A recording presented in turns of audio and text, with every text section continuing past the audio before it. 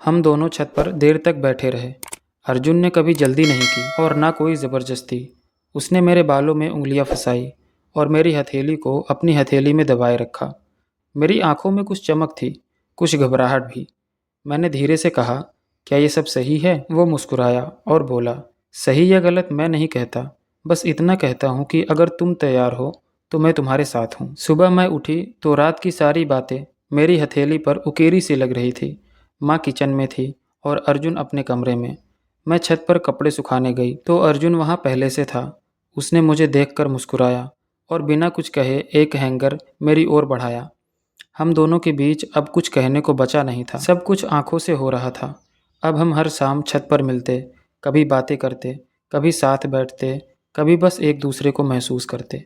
कौन सा वाला महसूस, वो आप सब जानते हो। फिर एक शाम जब सब नीचे थे, अर्जुन ने मुझे अपने कमरे में बुलाया, बस चाय के लिए। मैं थोड़ी हिचकी, फिर सहमति में सर हिलाया। कमरा सादा था लेकिन साफ सुथरा।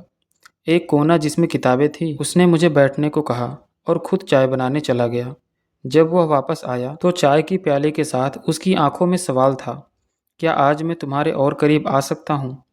मैंने बिना कुछ बोले चाय ली और उसका हाथ थाम लिया। उसने पास आकर मेरी पीठ पर हाथ रखा। मैं सिहर गई।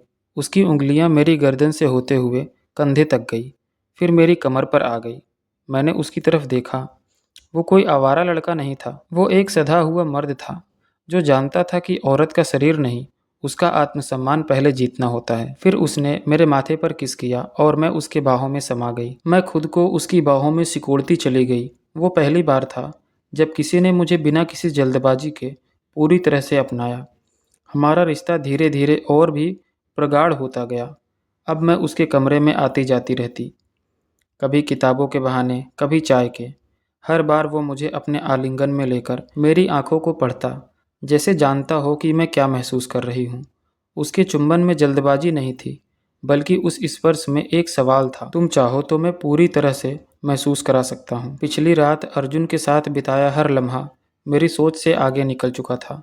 वो सिर्फ एक छुअन नहीं थी, वो एक तस्वीर थी, खुद की, अपनी इच्छाओं की और अपनी भावनाओं की। मैं नीचे आई। माँ ने पूछा, तेरा चेहरा इतना खिला खिला क्यों है आज? मैं बस मुस्कुरा दी, क्योंकि उस सवाल का जवाब अब शब्दों में नहीं था।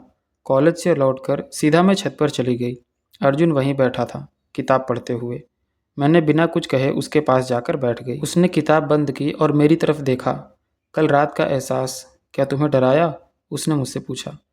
मैंने उसकी आंखों में झांका और बोला, नहीं, कल रात पहली बार मुझे लगा कि मैं सच में किसी की हूँ। उसने मेरा हाथ थाम लिया और बस अपनी हथेलियों में छुपा लिया। उस रात को सब लोग सो चुके थे। अर्जुन ने मुझे छत पर बुलाया, एक चुप सी मुलाकात के लिए। मैं आई, सफ़ेद कुर्ता और हल्की सलवार में।